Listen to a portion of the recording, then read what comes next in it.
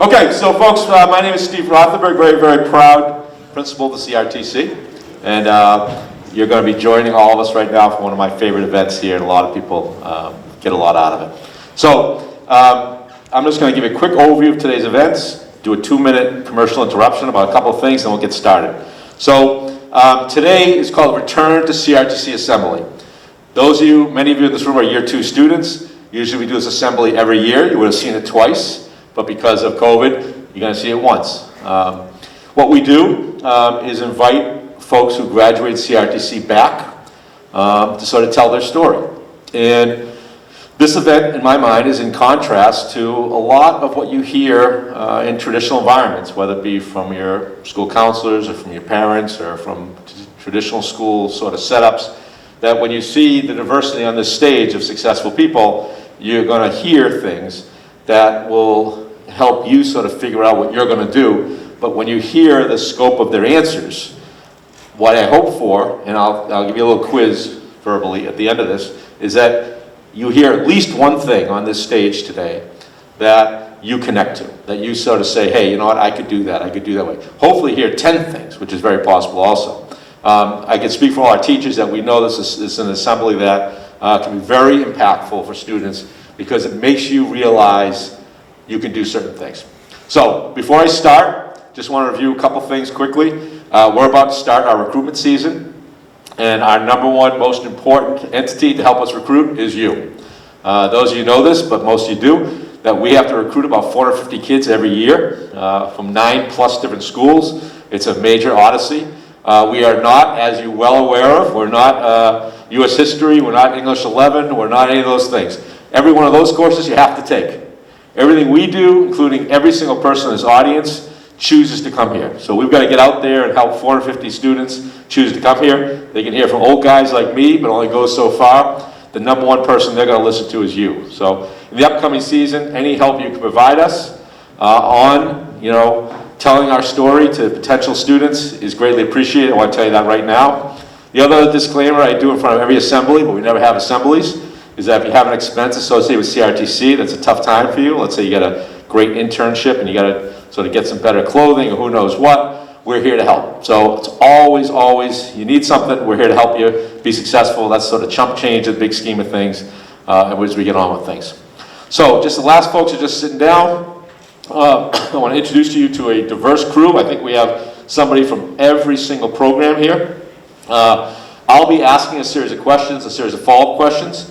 If you have a question, get my attention, raise your hand, but I will budget time at the very end to do questions. So if it's something you're sort of hearing, just hold on to it and we'll do it from there. So there's 3 microphones. Where are those mics? You guys from the audience, 1, 2, and 3. Awesome. So my first question for the folks on the stage is a very sort of 2-dimensional question. Name, what year you finished CRTC, and what you're doing now. And then we'll just go quick all around to get your perspective of who's on the stage, and then we'll do some deeper questions as we go. So why don't I start in the back? The further back I can go is at the microphone. Why don't you start every time you, as a person on the stage, just pass the microphone when you're done talking. So real quickly, name, year you graduated us, and what you're doing now.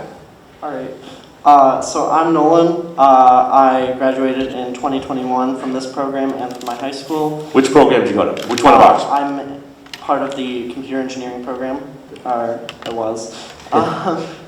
And now I'm studying electrical engineering at the University of New Hampshire in Durham. Nice. Just keep, so we'll go third row, back to the front row, we'll go back and forth. Lily, you want to go? Hi, I'm Lily. I graduated in 2017 from the cosmetology program, and I am currently a business owner. That's second row, so who's ever got the microphone? My name is Mike. I'm currently a student at Roger Williams University, majoring in construction management and minoring in business. Obviously, I'm from the construction trades program. Someone from the back row. I'm just going to try to move around quick here. I'm Tyler. I graduated from the criminal justice program in 2019. I'm currently a junior at New England College with a double major in political science and criminal justice. Great. First row, just keep that microphone moving. Go ahead. Let's. Sorry, I don't know why I just pronounced that one. Can't do that. My name is Matthew. I graduated from the health science program in 2019, and right now I'm a junior nursing student at the University of New England. Good. Second row. My name's Anthony. I'm currently in the construction trades program, and I've started an electrical apprenticeship. So Anthony's unique up here. And when I say, when did you graduate? Anthony will not be able to raise his hand quite yet. So Yeah, I haven't quite done that yet. He's a unique. Last row. My name's Maddie. I graduated the criminal justice program in 2020, and currently I'm working as a communications police dispatcher. Awesome. My name is Morgan Loomis. I was in the Education and Behavioral Science program, and I graduated last year. And currently, I am serving here with City of New Hampshire in Manchester. Awesome. Second row. My name is Dan. I graduated in 2021 from the Automotive Technology program, and I'm working at Crtc Toyota and going to school at Lakes Region Community College for the Toyota T10 program. Nice. My name is Tyler Davey. I'm a graduate from the criminal justice program in 2018, and I now work as a police officer for the town of Deering, New Hampshire. Good, Dory. Hi, my name is Jorian. I graduated from Educational Behavioral Science in 2017. I just got my master's degree in social work, and I work here at the high school. Second row. My name is Devin. I graduated in 2020 from auto technology. I'm currently going to LRCC for the GM ASIC program, and I'm working at Bank Chevrolet part-time. I'm Delia. I graduated from the health science program in 2017, and I'm currently working at Concord Hospital as a cardiac telemetry nurse. Nice. Front row. I'm Charlie. I graduated from the CRTC, I say that part, acting theater and film in 2021, and I'm currently attending Miami University. Hello, my name is Richard Phipps, and I was part of the computer science program here, and I graduated in 2020, and now I am in college doing data analytics projects. Hi, my name is Marian. I graduated 2021 from the computer science program as well, and I am currently working in Runlet Middle School as a technical assistant. Hi, my name is Dakota. I graduated in 2020 from the CRTC Culinary Arts program, and I now am a full-time chef at Fratello's Restaurant, and I'm a full-time student at Lakes Region Community College. Who else? Here you go. Yep. Hi, my name is Raya. I graduated in 2021 in the graphic design and creative media CRTC. I go to Manchester Community College, and I'm a freelancer and own a small business. Hi, my name's Maria. I graduated from the Graphic Design and Creative Media program in 2021, and I currently attend Northeastern University in Boston. Go ahead, Amber, go ahead. Hi, my name is Amber. I graduated last year in 2021 from the cosmetology program, and I'm currently finishing up my license at Empire Beauty School in Hooksett. Yeah, keep it with pass it, Pete. Let's go take care of the road. Hi, I'm Peter Sargent. I am currently a student at LRCC and also a student living at Bristol Fire Department. We'll cover that a little later. I'm Sam Quimby. I graduated here in 2020 in the Emergency Services program. I recently graduated from the New Hampshire Fire Academy. I'm currently taking my EMT basic class right now. Who do we miss? Yep. One. I'm Jeremiah. I graduated 2020 from the computer science program, and I'm currently working in the rigging field. Okay, so I think we got everybody. So I have a series of questions, and we have a very large panel right now. So we've got to sort of, those of you on the panel, you've already done this one round. You might need to, I might need to push it to, might need a few less people talk to every question, but really target the questions that are going to be impactful, and I'll follow up too. So my next question is, first of all, let's get perspective real quick. Who has not yet graduated high school? There you go, one guy, Anthony. Who graduated 2021, 2020, 2019, 2018, 2017? So the furthest, 2016 or before? So you got 5 years out, not much different than what you are in the audience right now. So my first question is, something you're proud of. Post CRTC, something you've achieved, something that the audience needs to hear about. And again, this audience right here, majority is seniors. There's some juniors, but mostly seniors on the cusp of sort of high school graduation and getting on. So I'll just try to move it around. You want to start, Pete? Something you're proud of? Something I'm very proud of is this summer I got hired as a student living at the Bristol Fire Department, which basically is I live in a firehouse 5 days a week and work some weekends, and it's just one of the greatest experiences I've ever personally been able to have. And how old are you? 18. 18, good. Someone else, something you're proud of. And feel free to pass the mic, and just wait, put your hand in the air if you want to speak so that we know where to pass the mic. Amber, you want to go, and we'll go to the second one after that. So, hi, something I'm really proud of is through networking, I made a connection to Sam Villa, who is a well-known global instructor for cosmetology, and we have been working closely together through a mentorship, and eventually I will become a platform artist. And how'd you meet this mentor? I met him through going to a show at my school. It was a Sam Villa show, and I approached him after the show, and I told him why I was in cosmetology, why I was passionate about it, and we had a similar story, and so now we're working closely together. Good. Someone else. The second row, yep. Something I'm really proud of is 3 months after graduating from CRTC, I was able to get my state inspection license. Nice, awesome. Yep, go ahead. Something I'm proud of is being able to take on the leader role in directing the crew on the job site of what to do and how to do it, and usually it's like 7 people that I'm directing or more. And you're moving, as a rigger, you're moving large equipment? Yeah, like manufacturing lines, turning centers, just about everything, even breweries. Awesome, awesome. Lily? Something I'm proud of is being able to open my own business this past year. Nice. Tell us quickly about the business. My business is Headspace Studios. I'm located in Concord, New Hampshire, and it is a full-service hair salon, lash bar, all of that good stuff, and I work independently there. Nice. Someone else, something you're proud of. Put your hand up. Yeah, pass it right down to Dakota here. Lily, pass it down. If anybody else is going to do something, just get the mic down to you so you can do it. We'll get on to the next question. I am proud of me being able to win the Skills USA competition a couple years ago and getting sponsored and flown to Kentucky to compete nationally and placing 14th in the nation. Nice. And tell us what you're doing now. I am now a full-time chef at Fratello's restaurant, and I work every part of the line, which is a huge accomplishment because there's about 5 parts on the line, and not everyone can do them. And me being the only female and the youngest, it's a lot to take on, but I'm able to do it. So that's a huge accomplishment for me. And I'll fill in the blank, you're also still a full-time student, right? Yes, I am a And full-time how old are you, Dakota? How old are you now? I am almost 20. Almost 20. Okay, good. Someone back here, something you're proud of before I move on to the next question? Good.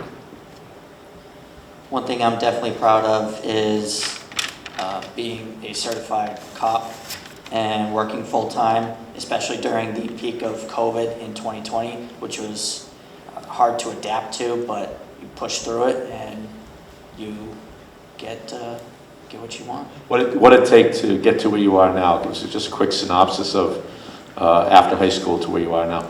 So I didn't go to college at all. I immediately went right into the workforce. When a job opportunity for Deering opened up, I applied for it, and the CRTC did help me get the job and progress to where I am now. Nice. Awesome. Anybody else? One last comment? What did Tyler want to go? One thing that I'm proud of since completing the CRTC is some of the many opportunities I've gotten through college because of my knowledge in CRTC. One of them is that I'm currently working to get an internship with the FBI. It's not your typical college internship. It's a little bit above of where I'll actually be interning with a special agent. But also another thing that I'm proud of is that I've actually gotten to work with security teams for well-known politicians throughout the country. Nice. All right, that's cool. Okay, so we can, just so you know, this question, if you felt like there was something you want to add, you'll be able to loop, it gets compiled with other questions. So my next question is a very pertinent question for these folks here. So think back, for some of you, Anthony, you're right, you're still there, but the rest of you guys are out. You got advice. It may have come from your school counselor, it may have come from a teacher, it may have come from your family. And you know, as long as I've been in this job, it's been a long time, people are giving advice that was different than it was 20 years ago, different than it was 10 years ago. But think about the advice you received on what you're supposed to do after high school. You know, people, so I'm sure, said a lot to you. So now that you're out and you're doing your thing, some of you out for a while, what advice did you receive? Did it prove to be good advice or not necessarily the best advice, and what advice would you give? So by and large, everybody here is going off into the world pretty soon. I'll open it up to sort of thinking about advice you received, guidance you received, how did it work, and then what would you tell these guys based on your experience so far? Want to start? Go ahead. Sure. Yeah. One piece of advice I have for everyone is, no matter how hard it gets, is to always push yourself the hardest you can. And if you need to take some time off to find yourself, do it. Okay. Pretty much it. All right. Let's hear from some folks we haven't heard from yet, so we'll go ahead right down the line first. Yeah.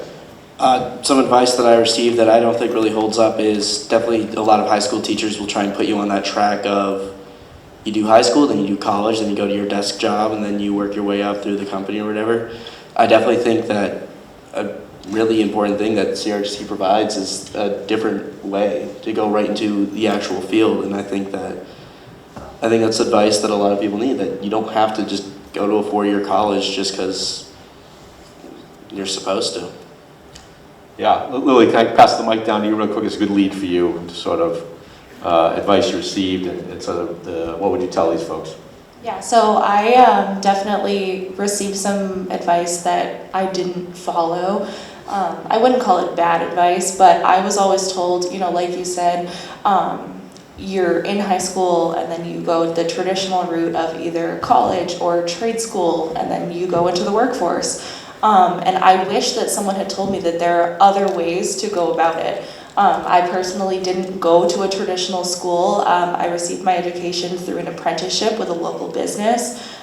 So I was able to get my education working, getting paid instead of paying for my, my license.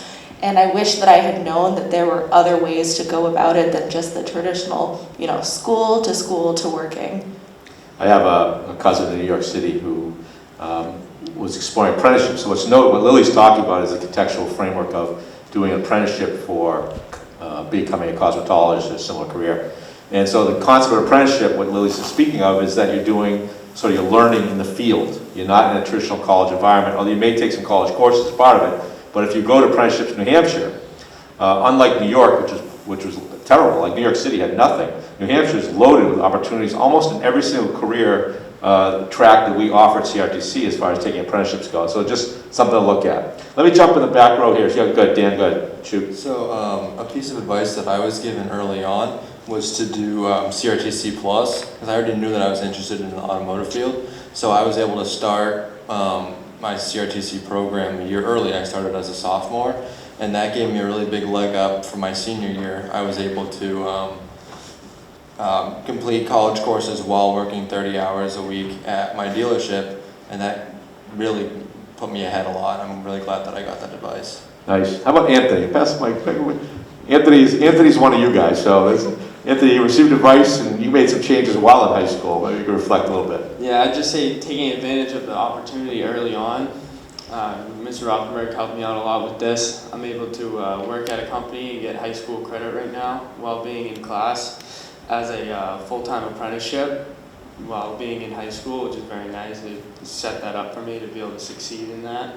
And by the time I graduate high school, I'll be 1 year done with my apprenticeship, and I'll be a second year, first year out of high school. So we'll give a shout out to Ms. Smith too, right? Yeah, Ms. Smith's helped me out a lot with that as well. But just to give perspective, Anthony, you come to school and instead of taking high school classes right now, you're taking a couple, but you're taking your electrical training class online as part of your apprenticeship, right? Right. Essentially, I only take one high school class other than CRTC, but in electrical class right now, and I get high school credit for that, so I'm able to come to school and be able to work towards what I'm going to be doing after high school, which is huge, and I'm going to be a year ahead. So you sort of triangulate between Dan taking his seat, starting as a sophomore. Again, this is not your world because you're not going to restart your CRTC career, but it's how you think about where you're going. And as a culture, how do we get you started? You know, in fact, you're here, you've got started. Someone else, advice versus what advice you want to give? Past advice, current advice. Want to pass the mic down here? First row, pass it down to Coach Minnie. And first, explain what you're doing too, because it's what you're doing is sort of unique. So. Yeah, so I'm in City Year, New Hampshire right now. It's a nonprofit service organization through AmeriCorps, and they place you in a school, in a classroom, and you work alongside your partner teacher to help the students in the class. So I'm in a 4th grade classroom, and it's a very unique experience, and it's very different. But going back to the advice, I have very lofty, ambitious goals, and if you're the same way, people are going to try and shoot you down and say, you can't do that because you're too young, or you can't do that because this or that. Don't listen to them. You can do anything that you want to do as long as you're self-driven and you don't doubt yourself. I doubted myself a lot, and I missed out on so many opportunities because of that. So I would say if you really want to do something, you can do it as long as you put yourself to that and you work hard for it. And how did you end up with City Year? Just real quick. Actually, yeah, so my education and behavioral science teacher's daughter did City Year Seattle, and she was telling me about it. And it sounded like something I wanted to do, so I applied for it. And the more I thought about it, I was like, this sounds like a good opportunity because, 1, I don't have to go to college during a pandemic. 2, it's a great leg up when I want to do fieldwork in college because I'll already have that experience. I'm also making hundreds of connections within the school. I work with a Harvard graduate, and I'm interviewing her in about a week or 2 for an independent research project I'm doing, and I'm very excited. Nice. Someone else, advice, back row, go ahead. So one piece of advice I have is take advantage of the resources that you have available to you because it will help you in the long run and it'll make your life a lot easier. Can you give us an example of where that advice you received, take advantage of resources, did you do something particular that comes to mind? Yeah, so at UNH we have a whole ton of help centers around campus, and basically there's a coding help center, there's like a math help center, a physics help center. Basically you could just go to those and they're there to help you, and they'll just do anything to make you help or pass classes or anything like that. So essentially a help center for academics. Yeah. Yeah, great. Maria, you want to pass the, here you go. Yeah, I actually want to add on to what Nolan said about resources and asking, or just like references in general. I go to school in Boston, so there's always a million opportunities for graphic designers out there. And one of the best parts about CRTC is that you learn to make relationships with people, and then those people can also be your advocates as well as you being yourself, you like an advocate for yourself. But there's just like a tiny examples like you put something out on the internet that you want, or you're available to do a design for a brochure, and then a small business is like, oh, I end up actually needing to redesign and something I had from like, 1998 or whatever, and it needs a facelift. Like there's just like little things like that you just have to, make yourself known in what you want to do and what you love to do, and then other people will advocate for you. Yeah, I think sometimes folks in the audience, you don't necessarily realize it, but you've developed a lot of skills here. Rooting back into our sort of motto, prepare to stand out, you have things in your repertoire, you have things that you've done. And you'll see, I think, and you'll hear these folks say it, when you get out in the world, some of the things that you've done are pretty exceptional, but you don't necessarily see it when you're here. It's like a regular day here. So anybody else advice before I go on to the next question? Let me pass it down this way, and then the microphone behind there. Yep, go ahead, in the back. My advice is that I learned from guys to plan ahead, because in the rigging field, I get into a lot of manufacturers that mainly the company's going to auction, they're selling off the assets, and I have to move it. But to have a plan if, like, say, whatever industry you're in sells or you go out of business or owner retiring, whatever the case is, to have a plan to go on to the next part of your life, whether it's the same industry or you change industries or you start your own company. Peter? A piece of advice I was given is always ask the questions why. Like you have to try to understand why things happen. Why, if you mess up, why did that happen? If something went good, why did that happen? Ask the questions why, and that's the only way that you're going to be able to learn and advance yourself in whatever career you're deciding to do. Mine is firefighting. You mess up at a fire, ask yourself why you messed up at that fire and how could you do it better. Beat yourself up about it a little bit and then get over it. It's the realest advice that anyone can Do you see people who don't do that? Yeah, and they don't make it very far. Yeah. Someone else? Yeah, pass it. Constantly update your resume. Seriously, everything you learned, go home, update it. It's going to be the best thing that you've done today, I promise you. It's funny, I was watching some schools are doing these research right now, some high schools, about how high school students use LinkedIn as a sort of profile of your skill set, and constantly, and it goes back to my comment earlier, that you have, from here, you actually have the beginnings of a resume of not just a generic thing, but areas that you've done. You're an auto tech program, you have Snap-on certification. Those are things you put on a LinkedIn or you put on your resume. So, someone else, question, someone else, advice? Yep. I can go. Biggest piece of advice I can give is probably networking. Kind of sell yourself to the companies that you want to work for. So for me in data analytics, I go to these companies and I take the data they want on like a pretty screen and just kind of present it to them. Hey, here's your data, and this is what they want to hear, right? And each time you go to these companies, you would update your resume. And I essentially, for me, when I network, I have to constantly keep updating it and keeping it fresh, because then these employers are like, this man is actually like, he's actually doing pretty good. He's constant, he's going through, he's doing what he loves to do, and he's going to all these companies, and it kind of really sticks out to these companies. Give us an example of a job you do, like a piece of data, like what kind of data are you talking about? So right now I'm working with my professor in college, and we're taking COVID data for, I think it's WHO organization, and we're going to take that data. It's like little bits of data, because there's other people working on it too. We're going to take some data, so like how many people get infected within this month, and then why was the reason, and we go very in depth with it. And then after a little while, we go back to them with a report saying, here's the data we collected, and this is why this happened. Thank you.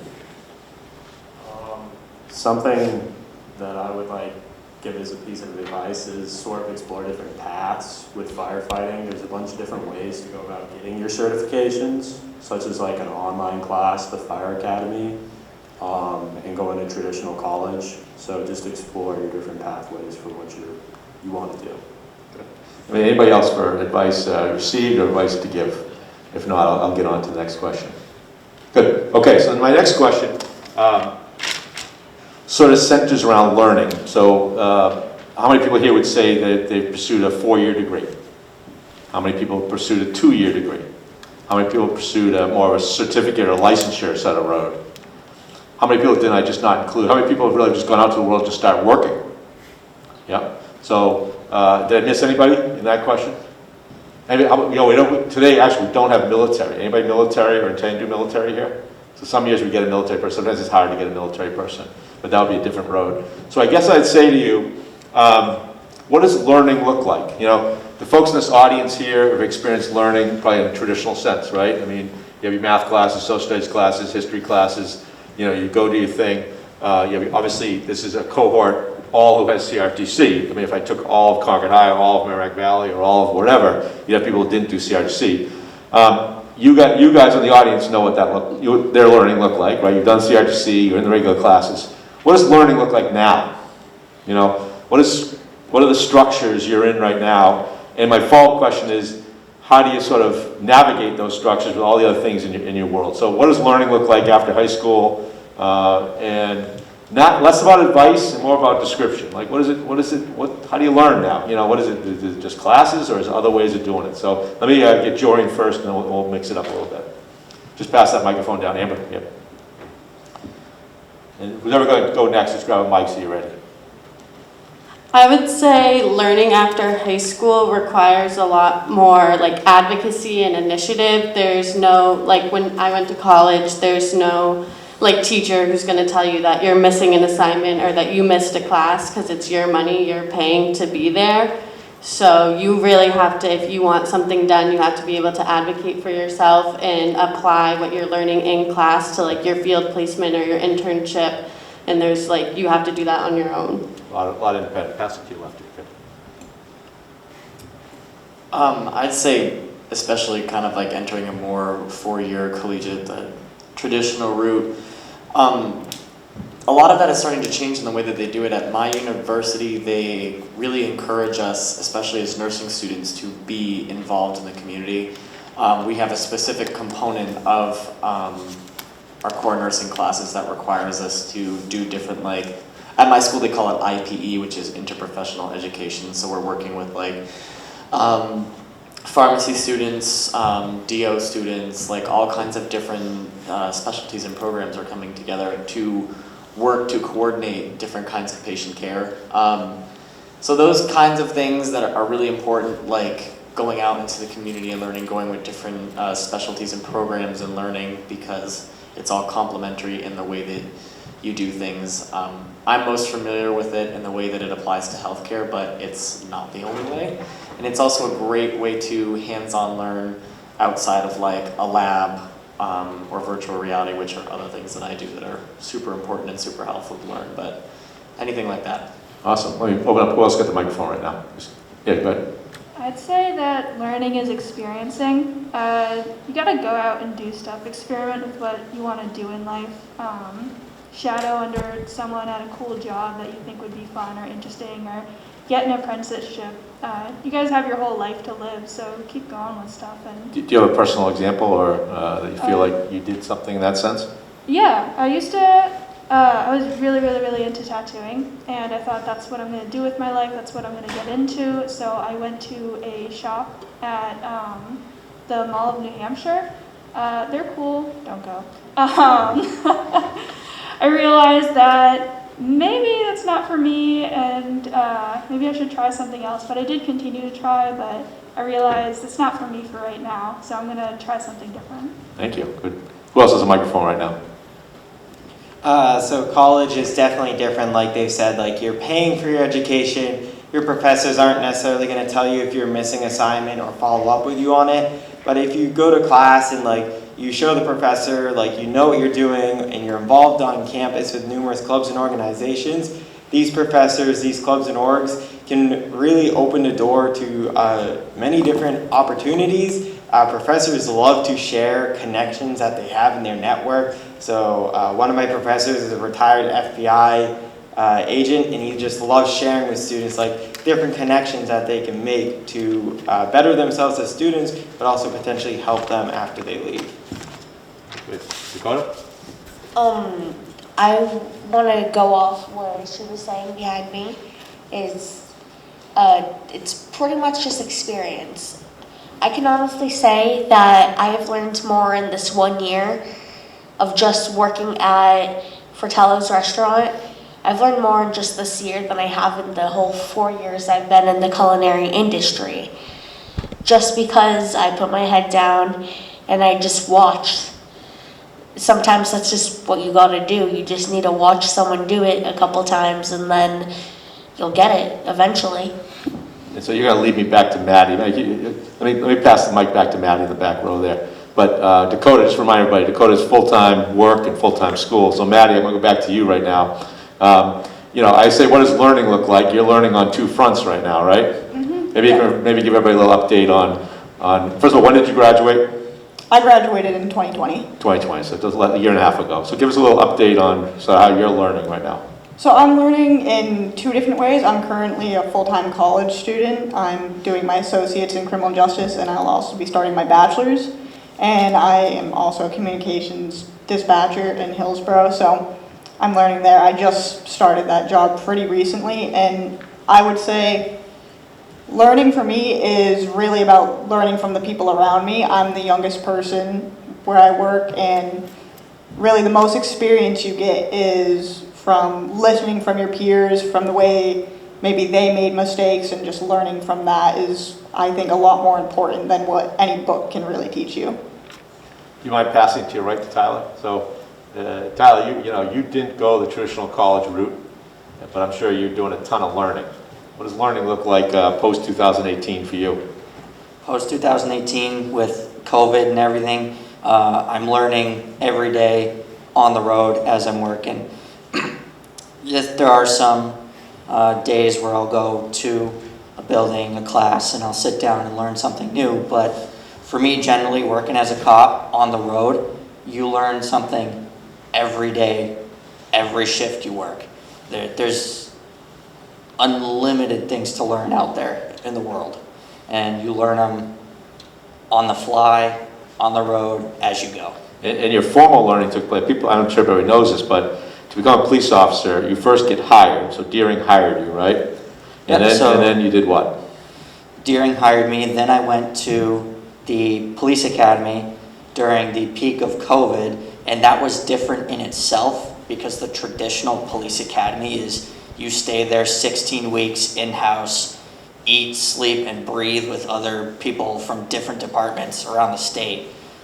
I had to commute every day back and forth from home to the police academy, and it was different for not just the recruits that went there, but also for the instructors, and you learn on the fly as you go.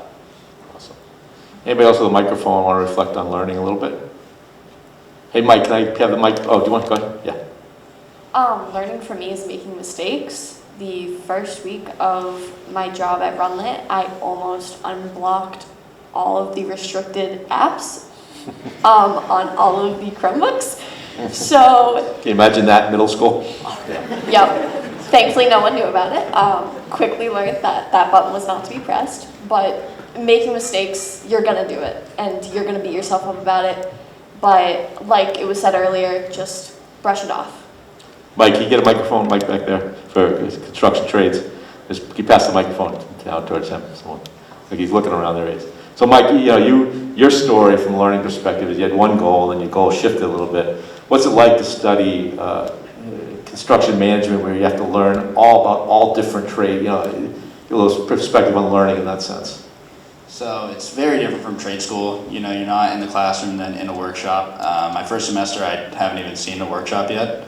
I mean, I've gotten to look at it, but I've never stepped foot. I've never done any of that. It's a lot of your kind of basic college, professors, just kind of learning the basics, computer skills. So it's really a lot like high school. I went to a nice small college, so I have nice small class sizes, probably smaller than this room. So it's just basic high school. It's really not that much different. A lot of people make it seem harder than it is. If you just kind of focus, you'll get where you need to be. So this is sort of in contrast to a trade route for construction where you really do more hands-on. Yours is still more theory, sort of more classroom-based. Yeah.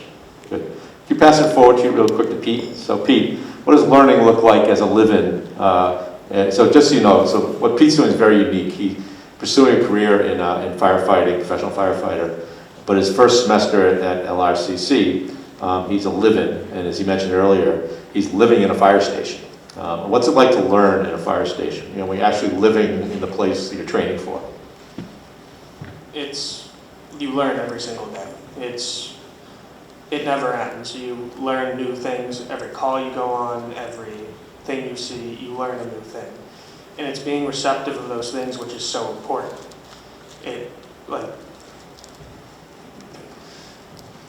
If you can't be receptive of it, you're not going to go anywhere. If you're, like I said earlier, if you're not asking the questions why these things are happening, you're not going to advance. You also have to know your audience, know that you're around adults. You're not a kid anymore. And that was one of the harder things for me at first, surprisingly. But and how old are you? 18. It's very serious, but it's also very fun. It is what you make of it. You might just ride the back step the whole time, or at some point you might be pumping a fire or taking an EMS call. You never know what's going to happen. You have to ask questions, be quiet, and make them forget that you're there. And you'll make it very far if you do those things. Could you pass the mic back to Anthony right behind you?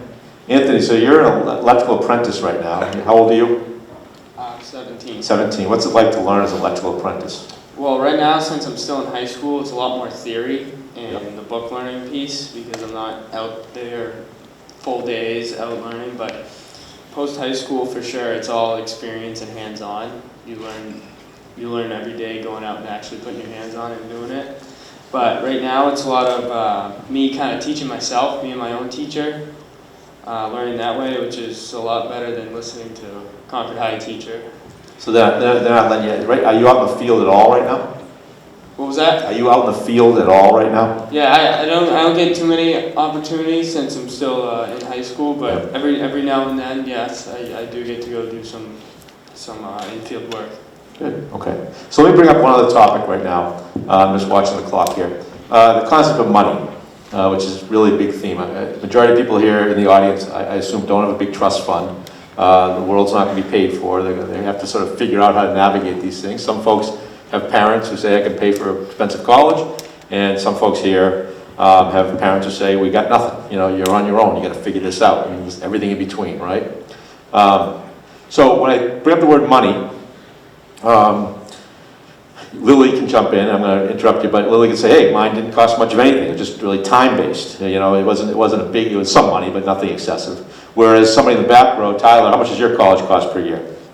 My college costs $62,000.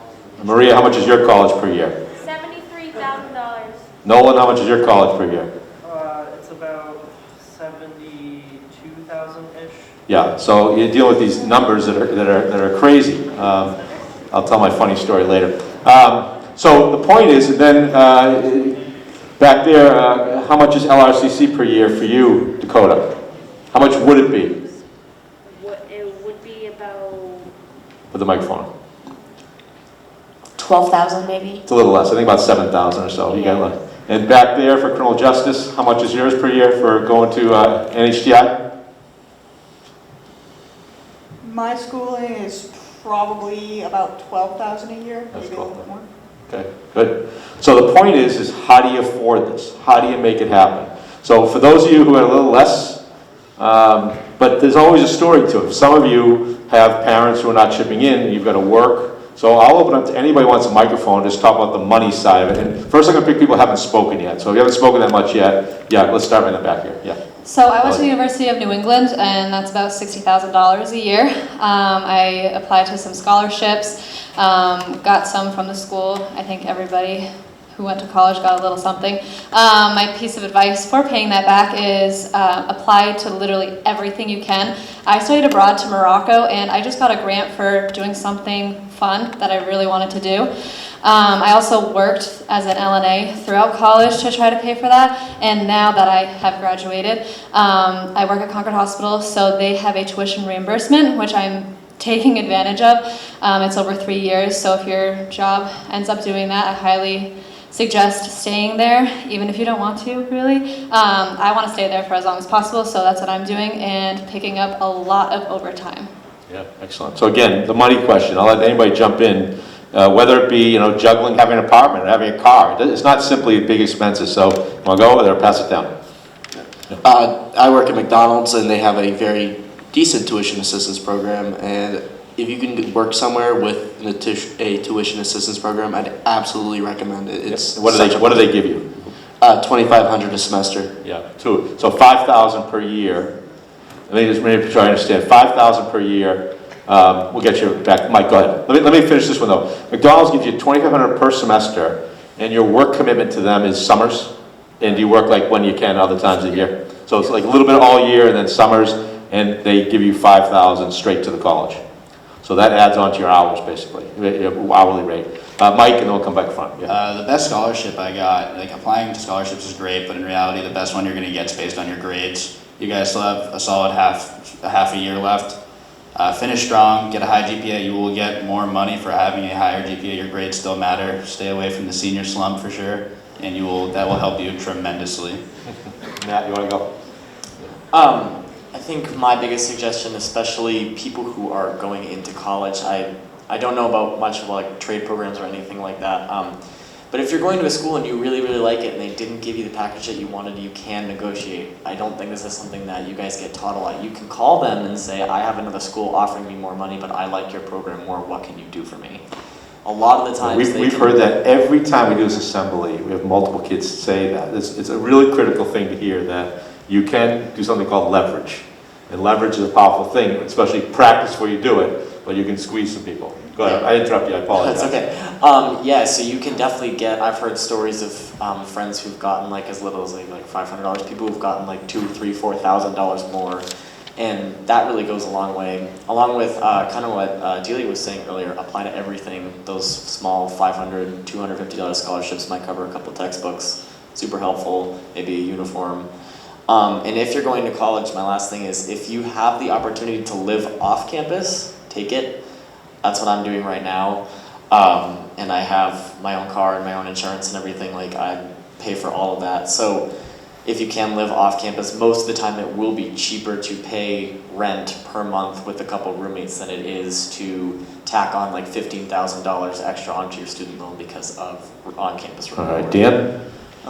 So the way that I'm tackling my tuition and everything for college is that my work is paying for it, like outright, so I don't have to pay for it. Give us a little more details. So remind us where you're working and how it all works. So I work at Garponi Toyota in Bow, and I had worked there a little bit during high school, and then through that summer until I graduated.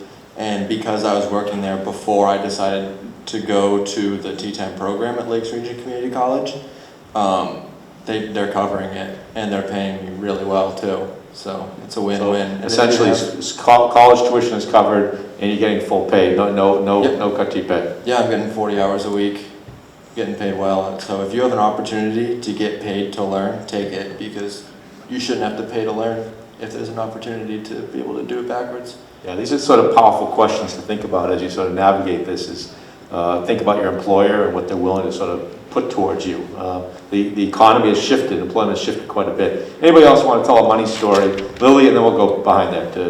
Go ahead, Lily. I definitely agree with what he was just saying about getting paid to, learn. So in my instance, I was able to work for my license and get paid for it. I didn't pay a dime towards my education at all, with the exception of getting myself there. Give us like the details. Like, so Amber, who's to your left, is doing a traditional program. How many hours, Amber, do you have to do that traditional program of learning at is it 1,500 hours, is that correct? Is that about right? Yeah, Miss Kim, that's right, 1,500, right? So you have to do 1,500 hours of learning in a college, school environment. Lily, how many hours did yours involve? 3,000. 3,000, but you never entered a classroom. Not once. Right. So again, I'll reiterate how this apprenticeship model, Lily's giving one example of it, Anthony's giving another example of it. I don't know if anybody else did, I lost track of it, but these sort of models where if you go to Apprenticeship New Hampshire, literally type in on Google Apprenticeship New Hampshire, you're going to see many opportunities listed there in almost every field we've listed. You're out earning a credential. Apprenticeship is a credential of what you can do. The myth of this world is that people on this stage, you raise your hand up pursuing a bachelor's degree or a master's degree or something beyond. But there's other folks here, in Deering, you are a certified police officer. That is a credential that is, using the word, it's the same word as firefighting, it's the same word as cosmetologist. It is a destination where you earn something of value. A diploma is of value. These other examples are of value. You have to make a map to get one of those things of value. And as you hear on the stage here, you hear these different roads, how people going down that road to figure it out. Sometimes you need, in addition to a degree, something else of value to show you have more worth. It's a complicated thing. Anybody else, money piece, back row, I think, two folks, Nolan and then Tyler. So something that definitely helps is on campus, some campuses, they'll give you work-study opportunities, which will help you pay a little bit for a little bit of your college tuition. So I would definitely take advantage of those. Yeah. Tyler? So as you're filling out college application stuff, and as you start getting accepted, a lot of colleges want you to fill out something called a FAFSA, and essentially it's so you can get loans and grants and all that to help you pay for college. But also when you're touring colleges and you're looking at their programs, talk to their professors and see what kind of connections they have for you for after you graduate.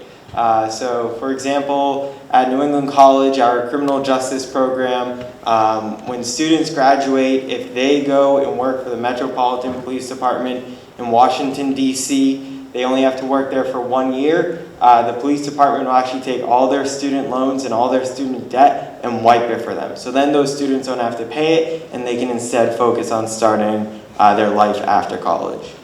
Mark? One thing I want to say is don't let the price of your education dissuade you from your education. Everyone deserves to be educated, and if you have your mind set on something or a specific place that you want to go or something that you want to do, don't let the price dissuade you. The college that I'm going to, they have a really great program known as Fieldwork Term, which is very similar to CRTC's Fieldwork opportunity, where it's required that every student does fieldwork every year during their winter or summer break. And I was really, really interested in this and wanted this to be part of my education. They don't have majors or minors, it's like a design your own education program, and I was really interested in this, but the college is way out of my price range, and I was able to, through what I'm doing now with City Year and with the college, and my financial advisors, was able to finagle a situation where it's brought down to the price of going to UNH, which was way more in my price range than this college. So just be mindful that even if it has a price tag on it, you can still do it. It just takes a little bit more work and a little bit more finagling around what you can. This will be, for the teachers, you won't need to hear the story that many more times, but my own life, it's a funny short story that I was on a family that they expected me to go to college, middle-class family, and I applied to different colleges, and I got in a couple colleges, but I was sitting around the dinner table, and money was a factor in our world. And I remember this, it was like late November, it was my senior year of high school, and I sort of didn't care, I was just going to go to college and do my thing, and my father probably sensed that, and he said one very prolific line to me I never forgot. He said, son, you go to any college you want as long as it's UMass. I was like, well, UMass. Well, UMass in those days, to give you perspective, was $4,000 a year. $4,000 paid for your tuition, your room, your board in 1984. So in 1984, I could work hard all summer as a bartender, and I could pay my entire $4,000 bill off, no loan, no nothing. The world has changed so drastically, and that word finagle is such a big word, is you're going to get intimidated by 80,000 or 70,000, but I think you're hearing stories up here where you can push the limits and do it. So my last question of the day is reflecting on your CRTC experience. So, you took this jump, whether it was, 2016 or 2018 or 2020, it's time for CRTC. And now that you've traveled the world a little bit, Anthony, not quite so, but a little bit, how's it done for you? Like, what did it prove to be something of worth for you? And you can say no too, like, just give us a perspective. So like a one in the back row. Yep, go ahead. So I think that CRTC is such a huge asset in education. I know in my experience personally, CRTC was really the only formal education that I received. And I know for a fact that if I hadn't spent the 2 years in my program, I would be nowhere close to where I am in my career today. I agree with that 100%. I was in the health science program, and I became an LNA through that. And before I got to clinicals in nursing school, I had the patient interaction.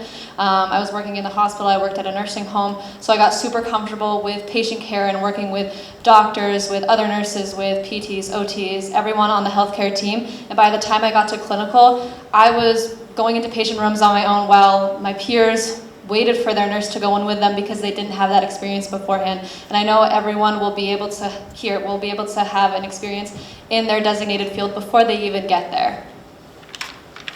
Yeah, I'm really in the same boat as Delia when it comes to a lot of stuff like that. And in addition to being super prepared for when I had my first clinical this past semester, I came in like already having learned like my core, a lot of my gen eds, like anatomy, physiology, like all of those classes I'd already learned. So I didn't have to spend as much time memorizing information, more like applying it to like real scenarios. getting more involved on campus, like kind of getting to do more of the involving hands-on activities rather than the classroom activities. Nice. Someone else? Yep, pass it this way. Dory. I agree with them also. I was the only one in my college classes who already had like field experience when I went to college, but also through CRTC I received college credits, which allowed me to get 2 degrees that usually take 6 or 7 years in 4. One of my biggest takeaways from CRTC was time management. I play a Division I sport on top of graphic design, which it takes a lot of time, like to create art that is presentable and that you've put like as much effort in as possible. So I think that through CRTC, I learned how to space all of that stuff out and to go about it in a smart way. Yeah, I'm just going to repeat what I said earlier, but it's worth repeating. I don't know if you know it, like I don't think you realize it when you're here, but I'm sure you get perspective when you're going back to your high schools and talk to your peers. You have a lot under your belt right now. Many of you are year 2 students, you've had 2 years of us already, you demonstrate a lot in year 1, and when you walk out of here, you might be surprised just how far ahead of the game you are. I think that's sort of what you're hearing, these folks, and I don't say that like bragging, I say it because that's our design. Like, think about the motto we developed 10 years ago, be prepared to stand out. It was designed so that when you enter that class, anatomy physiology example, or the police academy, or whatever example you want to give, you're ahead of the game. It doesn't mean that you're in the end zone yet. It doesn't mean you finished it. It just means that you have a great start. And having a great start, when you look at all the data, is a huge piece of the puzzle in post-secondary. So anybody else want to add a reflection on CRTC?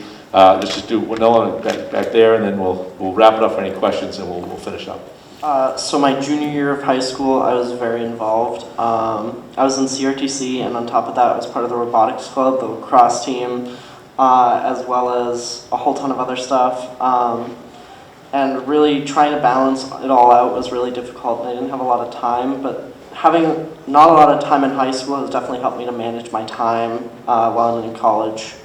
So I definitely am able to do that a lot better than most people would have, like, not doing anything in high school. So definitely. Thank you. So as MC, it's been hard to get everybody a voice. I think it's the biggest stage we've ever had here. I will allow 1 or 2 people. I'm going to ask a wide open question, and then I'll let the audience ask any questions if they have any. My wide open question is: there something in your brain when you thought about, you got an invitation to come today, and you began thinking about it? Is there something you feel the need to say to these folks who are, literally not much different age-wise than you?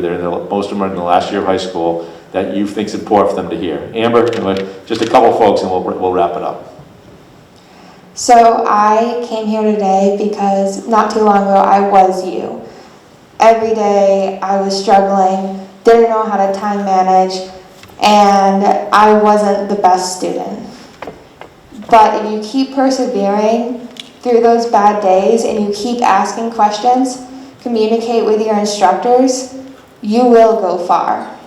It's all about communication, persevering, and just getting through day by day. Nice. Anybody else? It's a good statement. Came here today, and we can wrap it up. Do you have something over there, Pete? Yeah, good. It's take your time. Take your time with it. You don't have to rush everything. Slow is fast, fast is slow. Like, really take that and just take your time. Not everything can be done tomorrow. It doesn't have to be done right away. Be organized, be concise, and be taken seriously. You don't want to be a joke. Coda?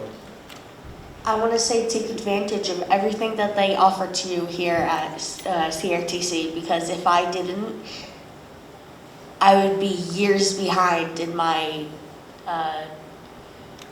career. Yeah, I'd be years behind, and I probably wouldn't even have gone the career path I did if it wasn't for CRTC, because I wouldn't have found something I loved.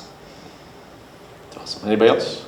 I was just going to say that if you do what you love for a living, you'll never work a day in your life. So do what you love. I'm getting paid to do what I like to do, and it's awesome. So.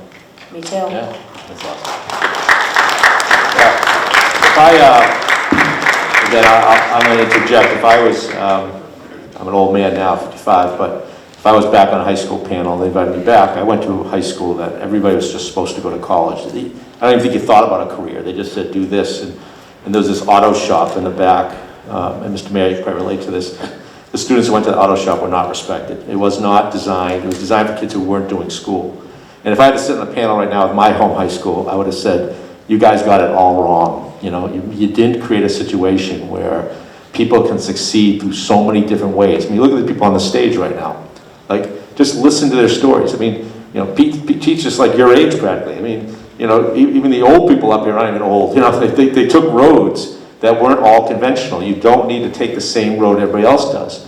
My high school, that was the message. Even with my parents, that was the message. And if I had to send a message, what I've learned over the past rich time is these panels are so humbling to me. I hope it's it doesn't need to be humbling to you. I'm sure it's humbling for our teachers to understand how you can be successful. And you want to become a doctor and go to school for 12 years, or be Lily and start working immediately, do an apprenticeship. There's so many different roads. So let's give a big round of applause for these guys. They're awesome.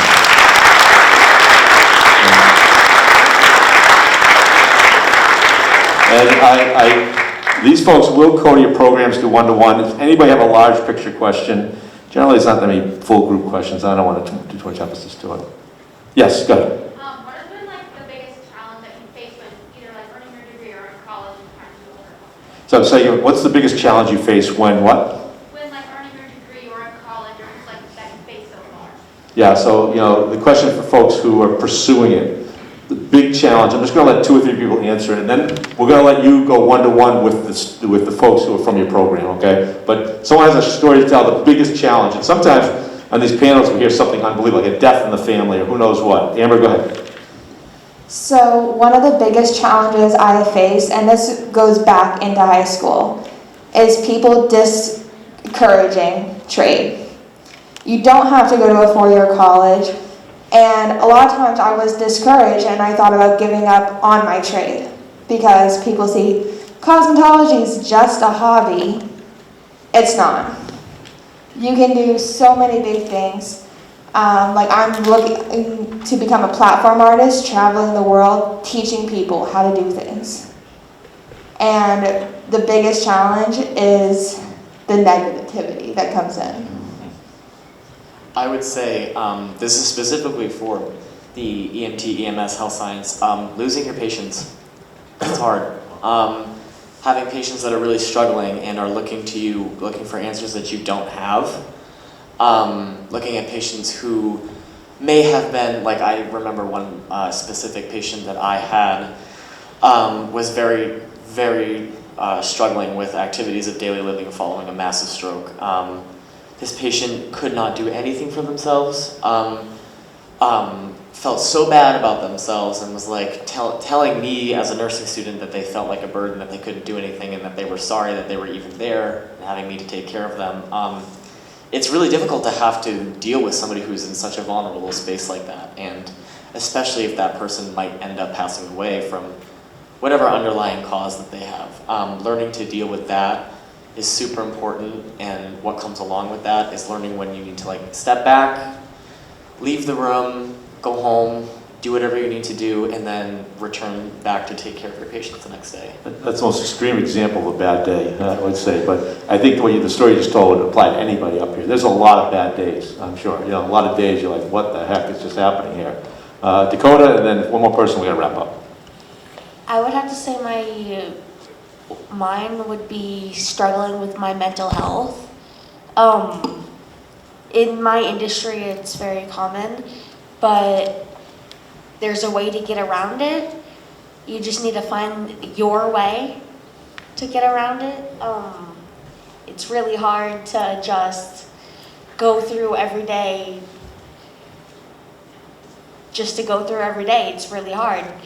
But to find your way to be able to strive and push yourself through it, that's the biggest struggle. Thank you. Anybody else? One last person. Tyler, yeah, you get the mic. Pete will get you last. You'll be the last person, Pete, okay? So a struggle through college is getting involved, but then getting too over-involved in the school. So all of my friends can tell you I'm a yes man, so I will say yes to every opportunity that comes to me, but then finding that balance of getting my education done, but also having that free time to do stuff I love. So that's definitely been a challenge, is making sure that I don't get myself too involved. So my freshman year, I literally joined almost every club and organization on campus. My sophomore and junior year, I realized I did way too much. I have to pull back and just do a couple of things while focusing on my schooling. All right, last person, Pete. Can pass that mic up to Pete, and I'll wrap it up. Well, I mean, kind of every day it's a struggle. It's a struggle to get better. I mean, in the job that I see a lot of things that like will kind of like change that. I had a call one day where we picked this guy up late at night. He's mentally challenged and he's dying, but we didn't know that at the time. He was riding the back of the ambulance with us. He was very low on oxygen, so we put him on, and he's telling me the whole time how much he loves his brother, how happy he was he got to watch the Patriots game with him, and how he's scared.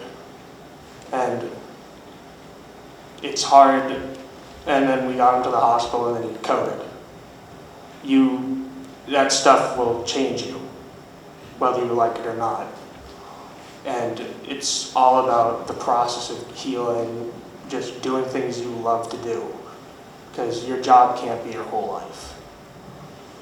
It will destroy you, and I mean, it messed me up for a while. It was hard, but I mean, it still bothers me, but you have to come to terms with it and, in a way, move on, but keep it with you. It's a powerful story, and you think about it, I'm going to wrap up on this note, is that we're in this crazy window of COVID that I don't care what industry you end up in, things are not normal. People are not in necessarily great physical or mental shape. And so as you sort of traverse this world, you know, how you feel about yourself and how you feel confident in your abilities and how you feel confident in your resiliency to sort of say, hey, a couple examples here of really bad days. I mean, those are epic bad days. But most of these folks up here have had just regular bad days, you know, and I want to lessen those. Go back to your question, which was a good question, is I think what you heard up here is you got to build that resiliency and sense of purpose that you're going to weather some things that come your way. Not every day is going to be a good day. So on that note, let's do one more. These guys are awesome. One more round of applause.